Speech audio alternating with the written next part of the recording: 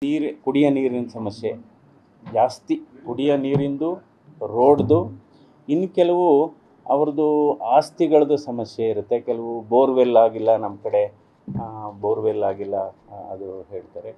ಇನ್ನು ಕೆಲವರು ಸಮುದಾಯ ಭವನ ಬೇಕು, ನಮ್ಮೂರಿಗೆ ಸಮುದಾಯ ಭವನಗಳು ಅದು ಬೇಕು ಅಂತ ಸಮುದಾಯ ಭವನ.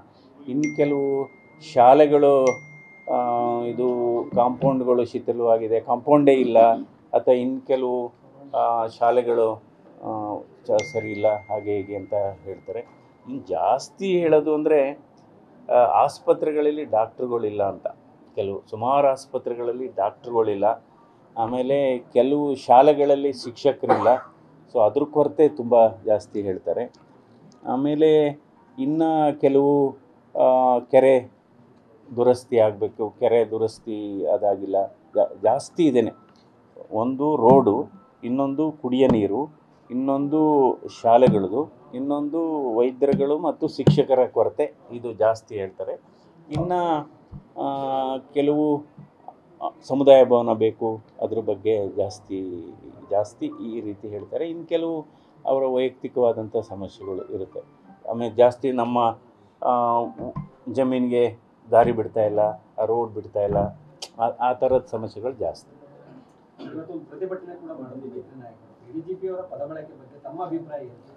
ಅಲ್ಲ, ಯಾವುದೇ ವ್ಯಕ್ತಿ ಆಗಲಿ, ಅದರಲ್ಲೂ ಕೂಡ ಅವರ ಪದ ಬಳಕೆ ನಿಜವಾಗ್ಲೂ ಖಂಡನೀಯ ಅಂತಲೇ ಹೇಳಬೇಕಾಗುತ್ತೆ. Uncultured and uncivilised.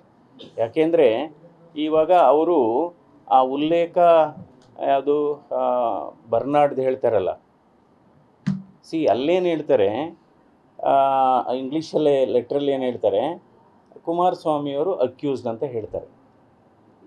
ಕುಮಾರಸ್ವಾಮಿಯವರು ಅಕ್ಯೂಸ್ಡ್ ಅಂತ ಹೇಳ್ತಾರೆ. ಬಟ್ ಆ ಪದ ಬಳಕೆ ಯಾರಿಗೆ ಟ್ಯಾಗ್ ಮಾಡಿದ್ದಾರೆ, ಅಕ್ಯೂಸ್ಡ್ಗೆ ಮಾಡಿದ್ದಾರೆ. ಸೊ ಅದರ ಅರ್ಥ ಅವ್ರಿಗೆ ಮಾಡಿರೋದು. ಸೊ ನೇರವಾಗಿ ಅವ್ರಿಗೆ ಟ್ಯಾಗ್ ಆಗಿದೆ ಅದು. ಈಗ ಮೊದಲನೇ ಪ್ಯಾರಾದಲ್ಲಿ ಕುಮಾರಸ್ವಾಮಿಯವರು ಕೇಂದ್ರ ಮಂತ್ರಿ ಆಗಿರ್ಬೋದು, ಆಯಿತು, ದೊಡ್ಡ ಸ್ಥಾನದಲ್ಲಿ ಇರ್ಬೋದು, ಆದರೆ ಅವರು ಆರೋಪಿ. ಸೊ ಆರೋಪಿ ಅಂದ್ಬಿಟ್ಟು ಅದಕ್ಕೋಸ್ಕರ ನೀವೆಲ್ಲ ನಿರ್ಭೀತರಾಗಿ ಅದು ಇದು ಇರಬೇಕು ಅಂತ ಹೇಳಿದ್ದಾರೆ. ಎರಡನೇ ಪ್ಯಾರದಲ್ಲಿ ಏನಾಗುತ್ತೆ, ಇಂಥ ಆರೋಪಿಗಳ ಜೊತೆ ನಾವು ಸಂಘರ್ಷಕ್ಕೆ ಇಳಿದಂಥ ಸಂದರ್ಭದಲ್ಲಿ ಇಟ್ ಈಸ್ ಲೈಕ್ ಇದು ಅದೇ ಆ ಪ್ರಾಣಿ ಜೊತೆ ನಾವು ಇದು ಮಾಡ್ದಂಗೆ, ಅದರಿಂದ ಅದಕ್ಕೂ ಕೊಳಕಾಗುತ್ತೆ, ಇದಕ್ಕೂ ಕೊಳಕಾಗುತ್ತೆ. ಸೊ ಇದನ್ನು ಕೇವಲ ಬರ್ನಾಡ್ ಶಾ ಕೋಟ್ ಮಾಡಿರೋದು ಆ ಕಂಟೆಕ್ಸ್ಟಲ್ಲಿ ಅಲ್ಲಿಗೆ ಟ್ಯಾಗ್ ಆಗಿದೆ ಅವ್ರಿಗೆ. ಸೊ ಅಲ್ಲಿಗೆ ನೇರವಾಗಿ ಕುಮಾರಸ್ವಾಮಿಯವರಿಗೆ ಇದು ಇಂಥ ಬಹಳ ಕೆಟ್ಟ ಪದಗಳನ್ನು ಉಪಯೋಗಿಸಿದ್ದಾರೆ. ಸೊ ಇದರಿಂದ ಅವ್ರ ಮೇಲೆ ಒಂಥರ ಉಗ್ರ ಕ್ರಮ ತೆಗೆದುಕೋಬೇಕಾಗುತ್ತೆ. ಕ್ಯಾಡರ್ ಆ್ಯಂಡ್ ಯಾವುದು ಒಂದು code of conduct, civil rules ಇದೆ. ಕುಮಾರಸ್ವಾಮಿಯವರು ಒಂದು ಸಂಸದರಾಗಿರೋದ್ರಿಂದ ಪಾರ್ಲಿಮೆಂಟಲ್ಲೂ ಕೂಡ ಅವ್ರಿಗೆ ಚೀಮಾರಿ ಹಾಕಬೇಕಾಗುತ್ತೆ. ಯಾಕೆಂದರೆ ಪ್ರಿವಿಲೇಜ್ ಮೋಷನ್ ಮೂವ್ ಮಾಡಿ ಆರೋಪ ಮಾಡಿರೋದ್ರ ಹಿನ್ನೆಲೆಯಲ್ಲಿ ಅಂದ್ರೆ ಅವ್ರಿಗೆ ಮಾನನಷ್ಟ ಮೊಕದ್ದಮೆ ಹೂಡಬಹುದಾಗಿತ್ತು, ಅಕಸ್ಮಾತ್ ಅವ್ರದ್ದು ತಪ್ಪಿಲ್ಲ ಅಂತಿದ್ರೆ, ಅಥವಾ ಇದಕ್ಕೆ ನ್ಯಾಯಾಲಯದ ಮೊರೆ ಹೋಗಬಹುದಾಗಿತ್ತು. ಆದ್ರೆ ಈ ತರದ ಪತ್ರ ಬರೆದಿ ಅದನ್ನ ಆ ರೀತಿ ಪದ ಬಳಕೆ ಮಾಡಿ ಬಹಿರಂಗವಾಗಿ ಸಾರ್ವಜನಿಕವಾಗಿ ಗರಿಬಿಟ್ಟಿರುವಂಥದ್ದು ಸಮಾಜಕ್ಕೆ ಯಾವ ರೀತಿ ಮೆಸೇಜ್ ಕೊಡುತ್ತೆ ಸರ್? ಅಲ್ಲ, ಇದು ಏನಾಗುತ್ತೆ ಅಂದರೆ ನೋಡಿ, ಇಂಥವ್ರಿಗೇ ಆ ರೀತಿ ಪದ ಬಳಕೆ ಮಾಡಿದರೆ ಇನ್ನು ಸಾರ್ವಜನಿಕರಿಗೆ ಯಾವ ರೀತಿ ಅವರು ರಿಯಾಕ್ಟ್ ಮಾಡ್ತಾ ಇರ್ಬೋದು ಗೊತ್ತಾಗುತ್ತೆ. ಈಗ ಸಾರ್ವಜನಿಕರಿಗೆ, ಏಕೆಂದರೆ ಆ ಇಲಾಖೆಯಲ್ಲಿ ಸಾರ್ವಜನಿಕರಿಗೂ ಸಾರ್ವಜನಿಕರು ಜಾಸ್ತಿ ನೇರ ಸಂಪರ್ಕ ಇರುತ್ತೆ. ಸೊ ಇಂಥ ಇದು ಉನ್ನತ ಮಟ್ಟದಲ್ಲಿ ಇರ್ತಕ್ಕಂಥ ಮಂತ್ರಿಗಳಿಗೆ ಈ ಭಾಷೆ ಉಪಯೋಗಿಸೋದಾದರೆ ಇನ್ನು ಅಂದರೆ ಇದು ಅದೇನೋ ಹೇಳ್ತಾರಲ್ಲ, ಸಂಸ್ಕಾರ ಇಲ್ಲದ್ದು ಇದು. ಈ ನಾಲ್ಗೆಗೆ ಸಂಸ್ಕಾರನೇ ಇಲ್ಲ, ಸಂಸ್ಕೃತಿನೂ ಇಲ್ಲ. ಸೊ ಇದು ಉಗ್ರವಾಗಿ, ಇದು ಕೇವಲ ಕುಮಾರಸ್ವಾಮಿಯವರ ವಿಚಾರ ಮಾತ್ರ ಅಲ್ಲ, ಇಡೀ ಈ ವ್ಯವಸ್ಥೆಗೆ ಈ ವ್ಯವಸ್ಥೆ ಏನು ಅಂತ ತೋರಿಸುತ್ತಿದ್ದು. ಈ ವ್ಯವಸ್ಥೆ ಎಷ್ಟು ಕೆಟ್ಟದೋಗಿದೆ. ಅದಕ್ಕೆ ನಾವು ಹೇಳ್ತೀವಿ, ಈಗ ನಾಲಿಗೆಗೆ ಗಾಯ ಆದರೆ ಮಾಯುತ್ತೆ, ನಾಲಿಗೆಯಿಂದ ಗಾಯ ಆಗುತ್ತಲ್ಲ ಅದು ಮಾಯೋದಿಲ್ಲ.